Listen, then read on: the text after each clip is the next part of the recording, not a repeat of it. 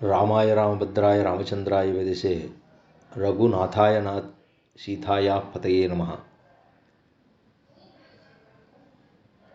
இந்த சுந்தரகாண்டத்தில் இருக்கக்கூடியதான 38வது சர்க்கத்தை பார்க்க வேணும்.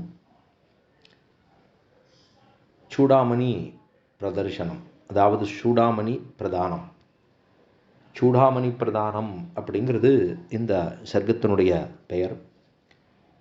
சூடாமணியை தாயார், அதாவது சீதா பிராட்டி ஹனுமானுக்கு கொடுக்கிறார் அப்படிங்கிறது தான் இதனுடைய தாத்பரியம்.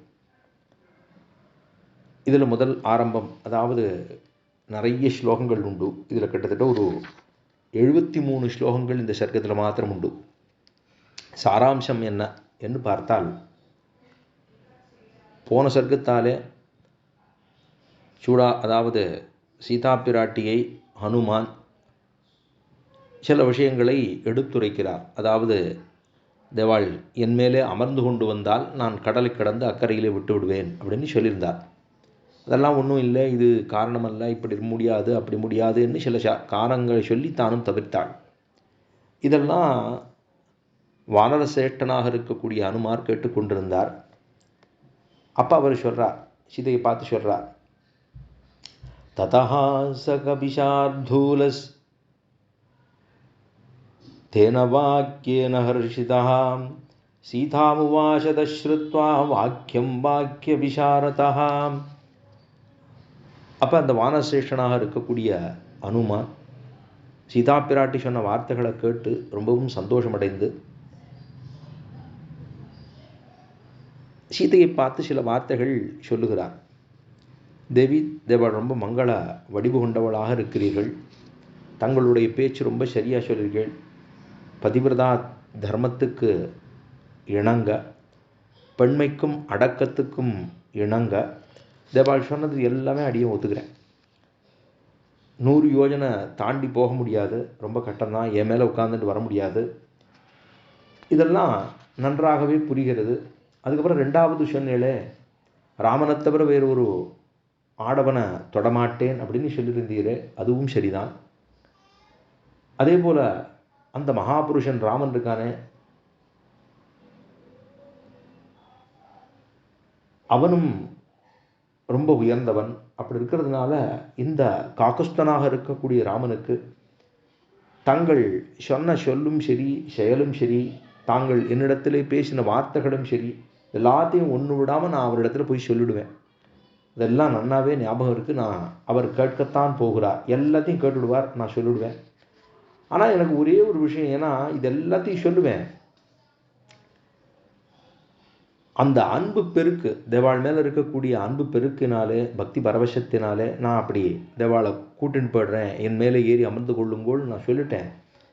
அது வேண்டாம், இருக்கட்டும், ராமனிடத்தில் எல்லாத்தையும் நான் சொல்லி விடுகிறேன் அப்படின்னு சொல்லி ஹனுமான் அங்கே விண்ணப்பம் பண்ணுகிறார். அதுக்கப்புறம் பல ஸ்லோகங்கள் உண்டு. அதில் ஒன்று ஒன்றா சொல்லிட்டு வரும்போது கடைசியில் 41வது ஸ்லோகத்தால் ஒரு ஆச்சரியமான ஒரு விஷயம். 40வது ஸ்லோகமும் 41வது ஸ்லோகமும் ரொம்ப அற்புதமான ஸ்லோகங்கள். அது சகுருஷ்வ மகோத்சாஹ கிருபாம் மயி நரர்ஷப துவயாநாதவதிநாத ஹ்யநாத இவ திருஷ்யதே ஆந்ரு சம்சயம் பரோ தர்மஸ்தத்த ஏவ மயா ஸ்ருதா அப்படிங்கிற இந்த ஸ்லோகங்கள். அப்போ இதெல்லாம் பிராட்டி என்ன சொல்கிறான்னா, ஹனுமானிடத்தில் இந்த வார்த்தைகளை சொல்லுகிறாள். நீ ராமனிடத்தில் போய் நான் இந்த வார்த்தையை சொன்னேன்னு போய் சொல்லு. அது என்ன மத்கிருதே காகமாத்ரே து பிரம்மாஸ்தரம் சமூ தீரிதம் கஸ்மாத்யோ மாம் ஹரே தத்தா க்ஷமசேதம் மஹீபதே. மத்கிருதே காகமாத்ரே து பிரம்மாஸ்திரம் சமுதீரிதம் கஸ்மாத்யோ மாம் ஹரே தத்தா க்ஷமசேதம் மஹீபதே. சகுருஷ்வ மகோத்சாஹ கிருபாம் மயி நரர்ஷப त्वया नाथवदीनाद ह्यनाद इव दृश्यते ஆன்று சம்சயம் பரோ தர்மஸ்தத்வயேவ மயா ஸ்ருதா என்கிற இந்த ஸ்லோகம். நான் என்ன சொல்லியிருக்கேன்? இப்போ நான் சில வார்த்தைகளை சொல்ல போகிறேன். அதை அப்படியே போய் ராமன் இடத்துல சொல்லணும். ராமன் எனக்கு முன்னாடி இருக்கிறதா நான் இப்போ சொல்லிட்டு இருக்கேன் என்று சொல்லுகிறாள். என் மேலே இருக்கக்கூடிய பிரியத்தினால தானே சித்திரகூடத்தில் நாம் 2 பேரும் ஏகாந்தமாக படுத்து கொண்டு இருக்கும்போது, அதாவது என்னுடைய திருத்தொடைகளிலே தேவாள் படுத்துட்டு இருக்கிற போது, இது யார் சொல்கிறா? சீதா பிராட்டி ஹனுமனுக்கு சொல்கிறா. சித்திரகூடத்தில் ஆழ்வார் தெரிவிக்கிறார்களே, சித்திரகூடத்திருப்ப சிறுகாக்க மலதுண்ட அப்படின்னு ஆழ்வாருடைய பாசுரம். தாயார் சீதா பிராட்டியினுடைய தொடைகளிலே ராமன் அப்படியே தலையை வைத்து கொண்டு தூங்குகிறான். ஒரு மரத்தடியில் தூங்கிட்டு இருக்கார். ஏன்னா அவள் கைகை வேற வரம் வாங்கி வச்சுருக்கா, நீ போகங்களெல்லாம் அனுபவிக்கக்கூடாது அப்படின்னு சொன்னவுடனே களையெல்லாம் இல்லாமல் இலையெல்லாம் இல்லாமல் ஒன்றுமே இல்லை, பட்டு போயிருக்கிற ஒரு மரத்துக்கு கீழே படுத்துட்டா அதில் என்ன வெளிச்சம் வரும், என்ன நிழல் இருக்க போகிறது? அப்படி படுத்துட்டு போகிறான். அப்போ சுகபோகங்களை அனுபவிக்கக்கூடாதுன்னு கைகேயி சொல்லியிருக்க வேண்டுமே. என்னால் அத்தனை தூரம் அவர்களுக்கு தன்னுடைய பிள்ளை நன்னாக இருக்க வேணுங்கிறத நன்னா கூனி சொல்லி நன்னா வாங்கி வச்சுருக்கா. அப்படி படுத்துட்டு இருக்கிற போது காகாசுரன், அதுதான் ஜெயந்தன்கிற இந்திரனுடைய பிள்ளை, அவன் ராவணனிடத்தில் போய் நிறைய வார்த்தைகள்லாம் சொல்லி பார்த்தான். அவன் கேட்டுக்கல.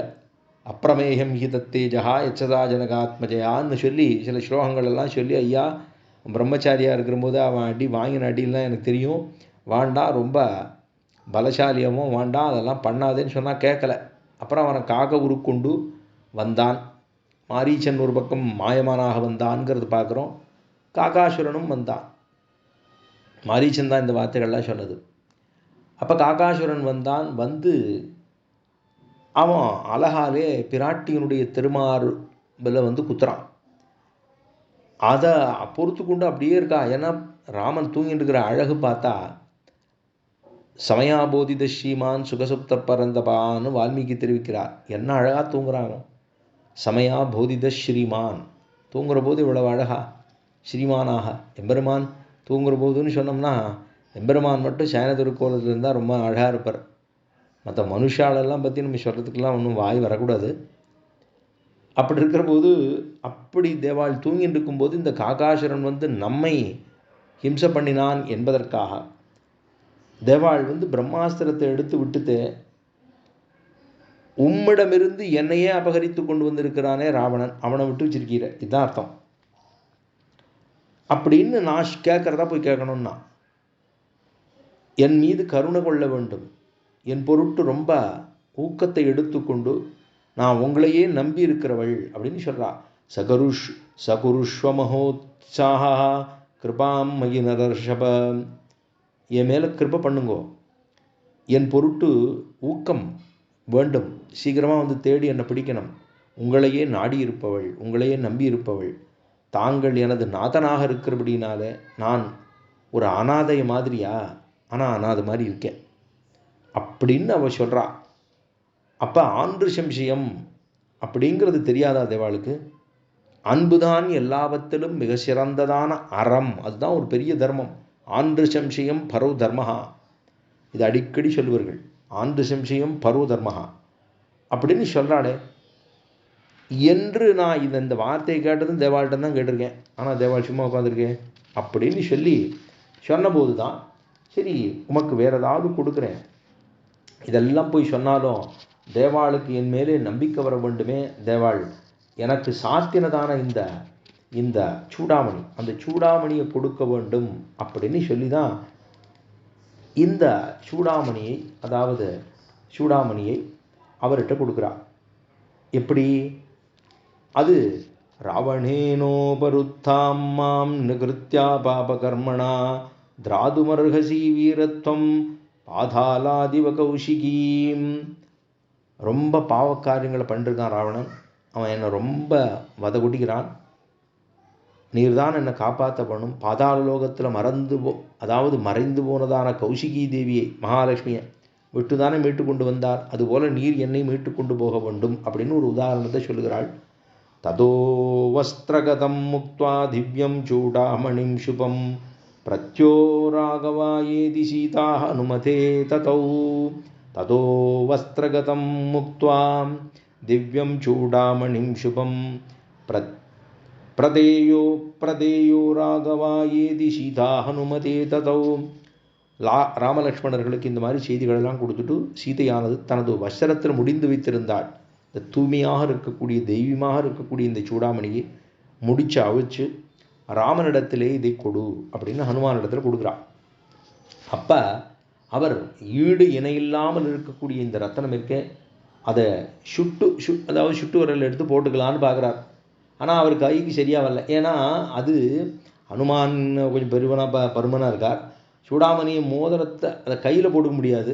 ஏன்னா அது உள்ளே போக மாட்டேங்கிறது, பெருசாக இருக்குது. ஆனால் அது தலை கூந்தல்ல, சூடாமணிங்கிறது தலையினுடைய கூந்தலிலே அது திருக்குப்பு அதை வச்சுக்கிறதுனால அதில் வைத்து கொள்ளக்கூடிய ஒரு திருவாபரணம். அது சூடாமணிங்கிறது திருக்குப்பு அப்படின்னா தலையில் வைத்து கொள்ள அந்த கூந்தலுக்குள்ளே நுழைத்து வைத்து கொள்ளக்கூடிய ஒரு திருவாபரணம்.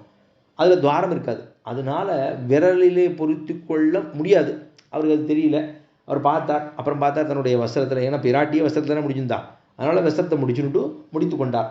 அப்போ சூடாமணியை பெற்றுக்கொண்டு கவிசிரேஷ்டனாக இருக்கக்கூடிய அதாவது ஹனுமான் சீதையை தரிசித்து கொண்டு சேவித்து கொண்டு பிரதட்சணமாக பவ்யமாக பக்கத்தில் வந்து நின்றுட்டு அந்த பேரானந்தம், சீதா பிராட்டியை பார்த்த பேரானந்தத்தில் தன்னுடைய உள்ளத்தில் ராமனை போய் சேவிக்கணும், அவர்கிட்ட கொடுக்கணும் என்று சொல்லி உடல் மட்டும்தான் அங்கே இருந்தது. அவர் வெற்றி கழிப்பு, சீதா பிராட்டியை பார்த்துட்டுமே ராமனுக்கு ஒரு கைங்கரியத்தை பண்ணிட்டுமேங்கிற ஒரு பரம ஆனந்தத்தினாலே அவர் தன்னையே மறந்தார். உள்ளத்தில் ராமனை நினைத்து கொண்டார்.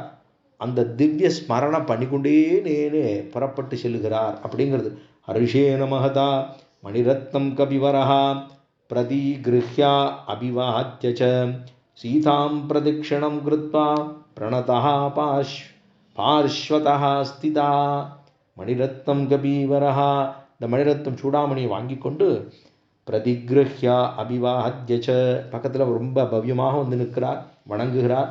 சீதாம் பிரதட்சிணம் கிருத்வா பிரணதா, இந்த சீதா பிராட்டியை சேவித்து வலம் வந்து பிரதிக்ஷணம் வந்து பவ்யமாக பார்ஷ்வதா ஸ்திதா, பார்ஷ்வம் பக்கத்தில் வந்து நின்னார்.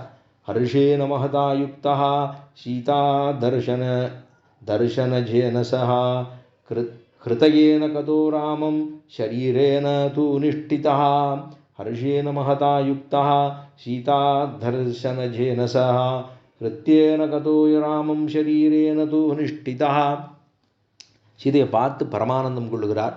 அப்போ தான் அந்த சீதா பிராட்டி கொடுத்ததான சூடாமணியை அதனுடைய மகிமையை தெரிந்து கொண்டு பாதுகாப்பாக அவ சீதா பிராட்டி வைத்து கொண்டிருந்தாளே அப்படிங்கிறத நினைத்து ஹனுமன் மிகவும் சந்தோஷப்பட்டார்.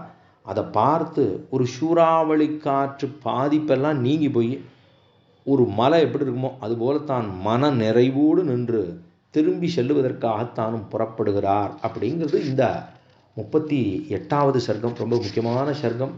அதாவது அந்த சூடாமணியை பெற்றுக்கொள்வது அப்படிங்கிறது. இப்போ ராமனுடைய வடிவழகு அடுத்ததாக இருக்கக்கூடிய அந்த திருநாமம் என்ன அப்படின்னா 16 கல்யாண குணங்கள்னு பார்த்துருக்கோமோ இல்லையோ, அதில் அடுத்ததாக இருக்கக்கூடிய கல்யாண குணம் போனதில் வந்து கஹா சமர்த்தா, யான் ரொம்ப சமர்த்தன் அப்படிங்கிறத பார்த்தோம். இப்போ அடுத்தது ஏக பிரியதர்ஷன கஹா அப்படிங்கிறது திருநாமம். ஏக பிரியதர்ஷன கஹா, ஏன்னா ராமனுடைய வடிவழகு எப்படி இருக்கு அப்படிங்கிறது. ஏக பிரியதர்ஷன கஹா அப்படிங்கிறது. அப்போ இது 11வது கேள்வி. இப்போ ராமனுடைய வடிவழகு அதுதான் எவ்வளவு பிரிய தரிசனமாக இருக்குது. அவனுடைய திருமேனி திருவடி வழி எப்படி இருக்குன்னா, சில பேரை பார்த்தோம்னா கொஞ்சம் நேரத்துக்கு அந்த அழுகு நிற்கும், அதுக்கப்புறம் கொஞ்சம் நேரம் நிற்கும், அப்புறம் கொஞ்சம் 2 நாள் ஆச்சுன்னா விட்டுப்படும், அவ்வளோதான். ஆனால் அப்படியா எம்பெருமானுடைய வடிவழகுன்னா எப்பொழுதும் நாள் திங்கள் ஆண்டூழி ஊழிதரும் அப்பொழுது என் 6வதுமேன்னு எப்படி நம்மாழ்வார் தெரிவித்தாரோ அதுபோல் ஊழிதூர் ஊழி அப்படிங்கிறது போல் பார்த்தா ராமனை பார்த்துட்டே இருக்கலாம், அவ்வளோ பழகு. அதை வசிட்டர் சொல்லும்போதே குழந்தைய பார்த்த உடனேவே ரொம்ப ரம்யமாக இருக்குது, இந்த குழந்தைய பார்த்தாலே ரமயதி இது ராமஹா அப்படின்னு ராமன்னு பேர் வச்சிரும் அப்படின்னா அந்த குழந்தைய வசிட்டருக்கு சொல்கிற மாதிரியே இருந்து தான் வசிட்டருக்கு. அதனால் சொல்லிவிட்டார் உடனே கௌசல்யா குழந்தைக்கு ராமன்னு பேர் வச்சிரும். ரமயதி இது ராமஹா அப்படிங்கிற விற்பத்தியை சொல்லி, அதாவது அந்த இவ்வளவு அழகாக இருக்கான், அவனை ராமன் பேர் வச்சே ஆகணும், வேறு வழியே கிடையாது அப்படிங்கிறதாக வசிட்டர் சொல்லியிருக்கார். அது இன்னும் ஒரு முக்கியமான விஷயம். நான் ராமனுடைய வழிபாடுகளை ஈடுபடாதவர்கள் யாராக இருக்க முடியும் அப்படின்னா, அவனுக்கு யுவராஜ பட்டாபிஷேகம் பண்ண வேணும்னு தசரதன் முடிவு கொண்டார். அப்புறம் ராமனை கூப்பிட்றார். எல்லாரும் வந்து பார்க்குற போது தூரத்தேன்னு பார்த்தார். பார்த்த உடனேவே அது என்ன அழகாக இருக்கான், ராமன் வர்ற அழகாக பார்த்தா என்ன அழகாக இருக்கான் அந்த குழந்தை அப்படின்னு. சந்திரகாந்தானனம் ராமஹா அதீவ பிரியதர்சனம் ரூப ஔதார்ய குணைஹி பும்சாம் திருஷ்டிச்சித்தபகாரிணம்னு ராமாயணத்தில் ஸ்லோகம். சந்திரகாந்தானனம் ராமஹா, எவ்வளவு அழகுன்னா, ராமம்னா சந்திரனை போல, சூரிய வம்சம் தான் ஆனாலும் குளிர்ச்சியான திருமுகமண்டலம், வடிவழகுனா அப்படியே ரொம்ப வசீகரிக்கக்கூடிய அழகு, அப்பேற்பட்ட அழகு. இது சந்திரகாந்தானம், சந்திரனை பார்த்தா நமக்கு எவ்வளவு அழகாக நமக்கு தோற்றுறது, அப்படியே மனசில் இருக்கக்கூடிய பாரமெல்லாம் போயிடுது இல்லையோ. அந்த சந்திரன் பரிபூர்ண சந்திரன், அந்த பௌர்ணமி தசையிலே இருக்கக்கூடிய சந்திரன், அந்த சந்திரனை பார்த்தா காலம்பர சூரியன் புறப்படுறது, சாயந்தரம் அஸ்தமிக்கிறது, அதெல்லாம் பார்க்குற போது ஒரு ஆனந்தம் ஏற்படும். அது மாதிரி சந்திரனை பார்க்குற போது தனி குளிர்ச்சி. ஏன்னா சந்திரனும் அதுக்கும் இருந்தாலும் அதனுடைய குளிர்ச்சி இருக்குது. அந்த குளிர்ச்சியை பார்த்தா அப்படி உட்காந்துட்டு மேலே பார்த்தா, ஆகாசத்தில் பார்த்தா அந்த சந்திரனை பார்த்தா என்ன அழகாக இருக்குது, அப்படியே வளவாக இருக்குது, அதுக்குள்ளே ஏதோ அங்கங்கே அப்படியே ஏதோ வெண்ணெய் மாதிரி இருக்குது அப்படின்னு பார்த்தோம்னா ஒரு ஒரு ரம்யம் தோற்றுகிறதோ இல்லையோ. அது மாதிரி ராமனுடைய திருமேனி வடிவழகை பார்த்தால் மயங்காதவர்கள் யார்? அவ்வளவு அழகாக இருக்குது. ரூபௌதார்ய குணைகி, ரொம்ப ரூபம் என்ன, அவனுக்கு இருக்கக்கூடிய வடிவென்ன, அவனுடைய அவயவங்கள் என்ன, அவனுக்கு இருக்கக்கூடிய சௌந்தர்யம் என்ன, லாவண்யம் என்ன, எல்லாம் அவ்வளோ அழகாக இருக்குது. சரி, இது பெண்களுக்கா? பெண்கள் தான் ராமனை பார்த்தா ரொம்ப அழகாக இருக்குன்னு சொல்லுவாளா? அப்படி இல்லையா. ஏன்னா கண்ணுக்கு அழகுன்னு தான் சொல்லணும்.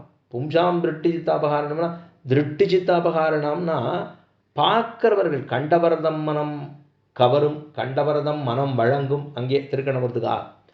இப்போ இவர்கள் கண்டவர்கள் என்ன பண்ணுறா அப்படின்னா, இது பெண்கள் ஸ்திரீகள் பார்த்துட்டு ராமனை பார்த்துட்டு அழகா இருக்கான்னு சொல்லுவாளான்னா அது நிச்சயம். ஆனால் ஆண்களே பார்த்துட்டு என்ன சொல்கிறான்னா பும்சாம்னு சொல்லியிருக்காரு பாருங்க.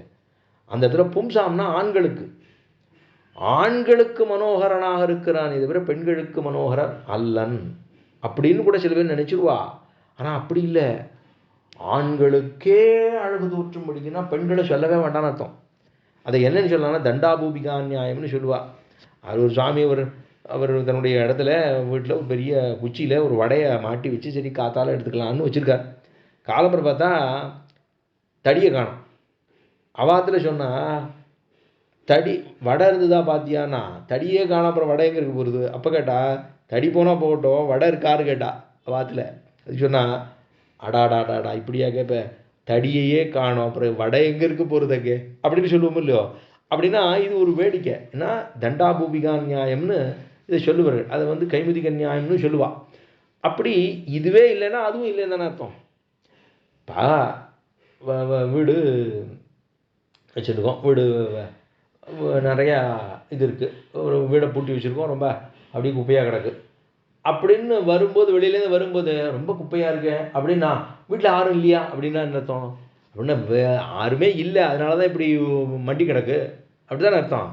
அப்போ கைமுதிக நியாயம் இதுவே இல்லைன்னா அது எங்கே இருக்க போகிறது? அப்போ அவ்வளவு அழகு படைத்தவனா, பெண்களின் அழகை பெண்கள் கண்டு மோகிப்பதும் ஆண்களினுடைய அழகை ஆண்கள் கண்டு மோகிப்பதும் இது மேட்டுமடை. ஆனால் எதை சொல்கிறார்னா, இது லோகத்தில் இருக்கக்கூடிய அழகுனா அது ஆண்களே தான். நான் ஒரு பெண்ணாக பிறந்திருக்க மாட்டேனா, இந்த ஆணை அனுபவிப்பதற்கு நான் ஒரு பெண்ணாக பிறந்திருக்க மாட்டேனா அப்படின்னு சொல்லணும்னா அவ்வளவு அழகு. ராமனுடைய அழகில் விஸ்வாமித்திரர் ஈடுபட்டது கௌசல்யா சுப்ரஜாராமம் அப்படின்னு காலங்கார்த்தால எழுந்திருக்க சொல்கிறாரே, அவனுடைய அழகு. ஐயா, இந்த குழந்தைய போய் நான் எழுப்ப வேண்டியிருக்கேன் காத்தாலேயே அப்படின்னு நினைத்து கொண்டு தானும் அவ்வளவு அழகாக இருக்கக்கூடிய ராமன். மிதிலாபுரியில் இருக்கக்கூடியவர்கள் எல்லாம் ராமன் மேலே, ராமன் திருவீதியில் வரும்போது அவனை பார்த்துட்டு எத்தனை அழகாக இருக்குன்னா கம்பரை சொல்கிறார், ரொம்ப அழகாக அதை வருவிக்கிறார். எவ்வளவு அழகாக அந்த ராமன் மிதிலையினுடைய வீதிகளிலே வருகிறான் அப்படின்னா, தோள் கண்டார் தோளே கண்டார், தொடுகமழ் கமலமன்ன தாழ் கண்டார் தாளே கண்டார், தடக்கை கண்டா அருமகுதே வாழ்கொண்ட கண்ணார்யோ அடிவனை அடிமுடியக் கண்டார், ஊழ்கண்ட சமய தன்னான் உருவு கண்டாரையொத்தார் அப்படின்னா, தோள் கண்டார் தோளே பார்த்துட்டு இருக்கலாம்.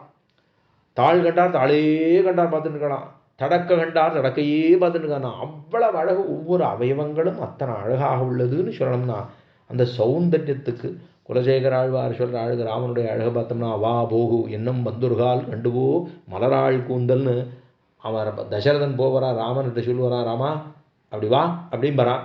அப்படி அங்கேருந்து ராமன் நடந்து வர்ற அழகை பார்த்த உடனே இவருக்கு 60,000 வயசுக்கு கிழவரதோ இல்லையோ, அவருக்கு 6,000 குறைஞ்சி வச்சான். ஒரு எட்டு இப்படி நடந்து வந்தான்னா 10 அடி வச்சான்னா 6,000 60,000 6,000 குறைஞ்சிரும். ராமா இப்படி இந்த பின்ன போ அப்படின்னா இங்கேருந்து வந்த இடத்துல திருப்பி போனான், பின்னழகு செய்விப்பான். முன்னழகு செய்விச்சா குறைஞ்சி போச்சு, பின்னழகு செய்விச்சா குறைஞ்சி போச்சு, 6,000 600 குறைஞ்சிருமா. ஐயா ரொம்ப அழகாக இருக்குது, இன்னொரு தடவை எப்படி முன்னாடி அப்படின்னு சொன்ன உடனே திரும்பி ஒரு 600 60 ஆயிடுது. இப்படித்தான் இவ்வளவு நாளாக அவர் ஆண்டு இருந்திருக்காரா அப்படின்னா வா போகு வா போகு வா இன்னும் வந்தொருகால் கொண்டு போ மலராள் கூந்தல்னு அந்த குலசேகர பெருமாள் ராமனுடைய நடையழகு. அது மாதிரி தானே திருவரங்கத்தில் இருக்கக்கூடிய பெருமானுடைய நடையழகு. அதுக்கு சதுர்கதின்னு சொல்லுகிறோம் இல்லையோ, அவ்வளவு அழகாக ராமன் முன்னழகிலும் பின்னழகிய பெருமாள்னு நம்பெருமாளுடைய அழகை சொல்லுவார்கள். அப்பேற்பட்டதான அழகு படித்தவன் யாரு? அதாவது ஒரே வீட்டில் 3 பேர் தோத்துவிட்டா. ராமனுடைய அழகில் தோத்தவர்கள் 3 பேர், ஒன்னொன்னு ஒவ்வொரு விதமான அழகு. வீரத்துக்கு தோத்தவர் ராவணன், வீரத்துக்கு தோத்தவர் ராவணன். அவருடைய சௌசீல்ய குணத்துக்கு தோத்தவன் விபீஷணன். ராமனுடைய வடிவழகிலே தோற்றவன் அவ யாரு? அவ தான் சூர்பனக. தருணோ சுப்பர் ரூபசம்பன்னோ சுகுமாரோ மகாபல புண்டரீக விசாலாட்சோ சிரகிருஷ்ணாஜனாம்பரம்னு மூக்கு அறுத்ததுக்கப்புறம் ஒருத்தருடைய அழகை கொண்டாடணும்னா அது சூர்பனக தான் கொண்டாடினான். வாலி ஈடுபட்டதான அழகு, ராமனுடைய திருவடின்னு சொல்லப்படுகிற அனுமான் ஈடுபட்ட அழகு. ஆயதாச்ச சுவர்தாச்ச பாகவ பரிகோபமாக சர்வபூஷண பூஷாத்காக கிமத்தம் அபிபூஷிதாகான்னு இந்த ராமனை பிரிந்து இப்படி எப்படி இருக்க முடியும்? சீதை பிராட்டி பிரிந்து ராமனால் எப்படி இருக்க முடியும்? ராமனை பிரிந்து சீதையால் எவ்வளவு அழகாக இருக்கான்னு எவ்வளவு அழகாக இருக்கான்னு அந்த ராமனுடைய அவ்வடிவழகிலே ஈடுபட்டவர்கள் தான் அவ்வளவு ராமஹா கமலபத்ராட்சா அப்படின்னு சொல்லணும்னா அப்படி பிராட்டி தானும் ஈடுபட்டாள்னா ஆண்டாள் சொல்கிறா மனத்துக்கு இனியான் அப்படின்னு சொல்லி முடிச்சுட்டா. மனத்துக்கு ரொம்ப இனியவன், பெண்ணினுடைய வருத்தம் அறியாதவன் அப்படின்னா கண்ணனுக்காகத்தான் நோன்பு நோத்தது, எல்லா பாசுரங்கள் பாடினான்னா கிருஷ்ண பக்தியை உருக்கொண்டவள் ஆண்டாள். அவள் சொல்கிறது என்ன சொல்கிறா அப்படின்னா பெண்ணினுடைய வருத்தம் அறியாதவன் கண்ணன் அப்படிங்கிறா. ஆனால் ராவணனை கொண்டாடுற போது மனத்துக்கு இனியவன் அப்படின்னு சொல்கிறா. மனத்துக்கு இனியானை பாடவும் அப்படின்னு சொன்னால் இப்போ ராமனை கொண்டாடுகிறாள். கண்ணனுக்குன்னு அவதாரம் பண்ணி ஆயனுக்காகத்தான் கண்டகனான்னு சொன்னாலுமே கூட ராமனை மனத்துக்கு இனியான்னு சொல்லணும்னா அத்தனை தூரம் வடிவழகிலே உயர்ந்தவன் ராமன் அப்படிங்கிறத தெரிந்து கொண்டு அடுத்த சர்க்கத்தினுடைய அர்த்தத்தை மேலே பார்ப்போம்.